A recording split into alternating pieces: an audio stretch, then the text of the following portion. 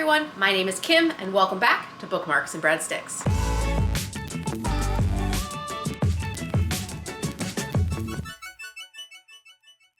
Welcome back to Bookmarks and Breadsticks. If you're new to my channel, I specialize in food writing, predominantly in the nonfiction space, but basically I love everything about food. I love the history of food, I love chef memoirs, food world and travel, and I do dabble in fiction from time to time, and today I'm here to talk to you about the most realistic, dramatized TV show about the restaurant industry I've seen so far. I'm here to talk about FX The Bear. So if you don't know anything about The Bear is a new show on FX. You can stream it on Hulu, and it premiered on Hulu, or FX Hulu, on June 23rd. You could watch all 8 episodes, and it is created and directed by Christopher Storer. The show stars Jeremy Allen White, Ebon Moss-Bachrach, Ayo Edebiri, Lionel Boyce, Lisa Colin-Zayas, and Abby Elliott. The show has already been renewed for a second season, but basically, what is the show even about? It's about a young chef from the world of fine dining who comes home to Chicago to run his family's Italian beef sandwich shop.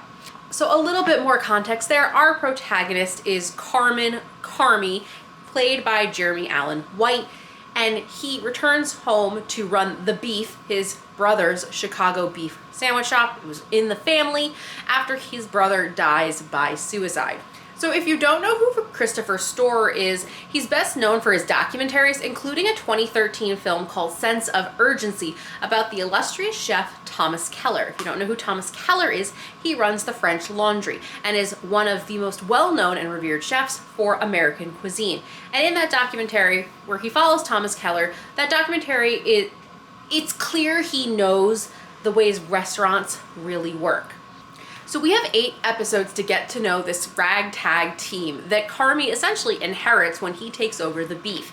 This is a little Italian sandwich shop that's barely hanging on, and he realizes that his brother's behind payments. I don't want to get too much into the plot because there's 8 episodes and they're half an hour each, so this is a very quick and digestible show.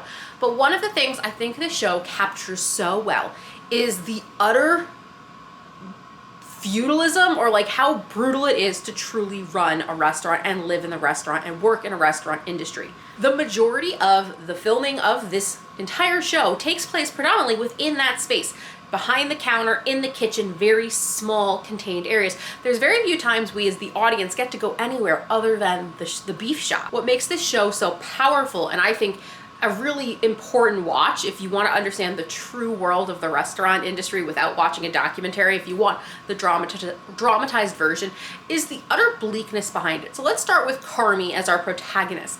He comes from fine dining. There's a few scenes where you get to see what his old life was prior to taking over The Beef, and you see the brigade system, white chef coats, everything needs to be perfect all the time, and the intensity behind it, it's very stark in those scenes. The lighting is slightly distorted, and you have Joel Edgerton in a really nice, I think it's Joel Edgerton, maybe it's Joe McHale actually. Anyway, you have this really important scene where you are watching Carmy at the pass trying to plate things with an executive chef breathing down his neck, saying really terrible, sickly things, eventually saying you should just die. But really impresses the idea of how much pressure and intensity can be on chefs, and how your whole life becomes this very routine thing, and the routine of being almost, there's comfort in misery and there's comfort in repetition, and that is where Carmy puts all of his work. And he talks about it later in future episodes when he's at meetings about how there is an isolation that happens in the restaurant industry because you work such crazy hours and you're under such crazy stress. So first, Carmy establishes, and the show establishes, this fine dining world with very few snippets, but really shows you intensity that Carmy then carries that baggage to the shop. It's important to note that there's a big pressure and kind of juxtaposition and tension of Carmy coming from fine dining and viewing the beef shop or the beef as something lowbrow. I don't think Carmy actually says that, but there is this immediate A lot of people, when Carmy shows up, is like, look at this hotshot chef coming in and trying to change everything, because Carmy is trying to implement the brigade system and bring order to the place that's very behind on bills and is basically barely hanging on week to week. But with changes comes a lot of resistance, and the first thing people do is attack Carmy and his pedigree, saying he's just not like the rest of the staff at the Beef. So that's storytelling in The Bear that really shows you the restaurant. But let's talk about the actual space where the most of the show is filmed and most of the scenes take place. Moments and nuances that really made me think that Christopher knew this world, knows what he's doing, is things like when we cut away to scenes and the chefs are trying to drink, it's quart jars that are used for mise en place with ice water in them. It's no slip shoes. When you see them, when Sydney quits in one of the later episodes, you see her take off her, no slide shoes and put on other shoes before she leaves. There are moments that Carmy implements labeling systems and believes in painter's tape, Sharpie markers, and cutting the edges so that the painter's tape isn't ripped and it's perfectly crisp. All of those little details are super important and really authentic to the space. And you learn, there are moments, it's actually a plot device, where Carmy is trying to help lower costs for the overall restaurant and wants to buy larger cans of tomato sauce, even though the team thinks that the smaller cans taste better. You also have the introduction of Sydney, who is a younger chef just out of the Culinary Institute of America, who comes into the space and comes in with lots of big, bold ideas on how to help the space. There's no to-go presence or takeaway presence. There's too much overhead cost. All of these big things that are clear problems that Carmy identifies, but she puts it all together in a presentation. I think her role in terms of character, for me, I didn't like the character, and it was a really good pressure point against Carmy. And impatience is the word that Carmy uses when he mentions that he back-checked her, that all of her past employers say she's green and very impatient. And Sydney is impatient and wants feedback, wants validation, and at times I found her extremely frustrating. On top of it, she demands to be treated well and isn't okay with the way Carmy treats her at times, or Richie, who is Carmy's cousin. Family is a big secondary theme of this show.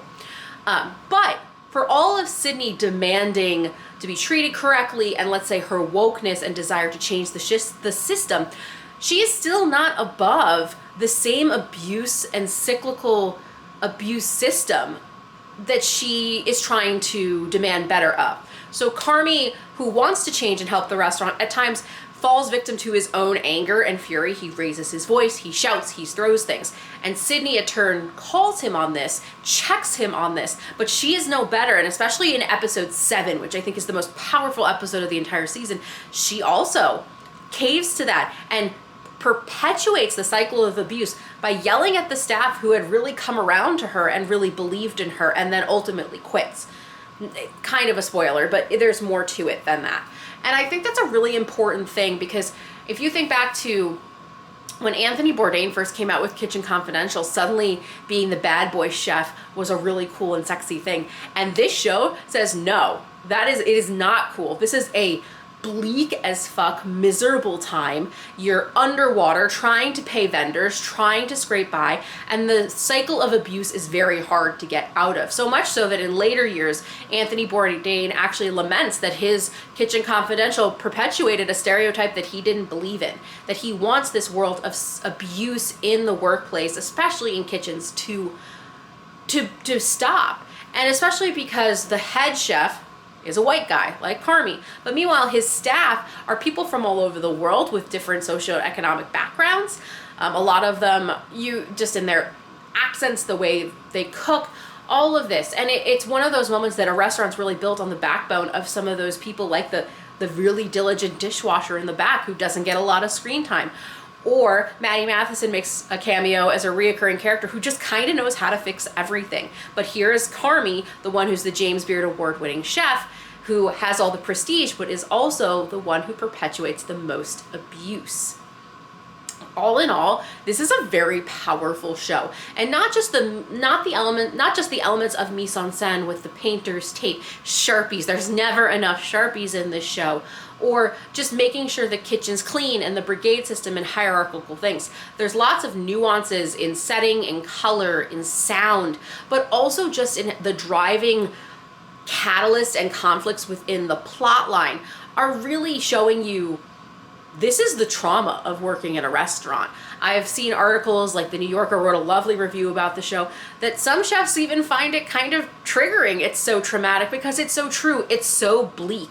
It is not 30-minute meals with Rachel Ray. It is not this lovely, like, we're going to rally together and just succeed because we're going to come in and change everything. It's not a happily ever after end of season 1 kind of show. It's not like that. It takes you to the exact opposite spectrum and doesn't apologize for it. It also really hints on a lot of the drug and alcohol abuse that can really is very rampant in the industry, whether it's Carmy being unable to articulate his sorrow and anger of losing his brother, but smokes, but sometimes has dissociative moments. His older brother, you learn with time, was a drug addict and worked in the restaurant before he died by suicide. There's a lot of layers and nuances to this show that even my short review I'm giving you today really can't do it justice. I highly recommend you go watch The Bear. The Bear came out too late to get any Emmy nominations for 2022, but I would not be surprised if you see this show on the Emmy list in 2023, especially for Carmy's performance. This staff is great, and I know in recent interviews we've learned that the actor who plays Carmy actually spent a lot of time taking cooking classes and even staged in some of the best restaurants in America, and also apologized for being an actor trying to be a chef in some of the best restaurants in America. Anyway, you can watch FX The Bear on Hulu. All 8 episodes are available for streaming. I highly, highly recommend this show if you want to pull away the glitz and the glam and the polish of the Food Network and really see what it's like and what that intense pressure is to work in a restaurant and the bleakness behind it as well. Every episode Dan and I watched, we kind of had to exhale and unclench ourselves at the end of each episode because the intensity, it's palpable. You just feel it in your bones. And episode 7 is a single take episode where the camera moves throughout the claustrophobic small space of the restaurant when the team is overwhelmed. So give it a chance and let me know in the comments below if you've seen The Bear. Also, let me know if there are any other food-related shows, whether it's on Netflix or an episode, like a documentary or an episodic series you'd like me to review. I've already reviewed the new Iron Chef Legends on Netflix and now FX The Bear. I'm happy to cover more if you guys are interested. You just have to let me know down in the comments below. And on your way down, please don't forget to hit like and subscribe, and I will see you in the next one. Bye.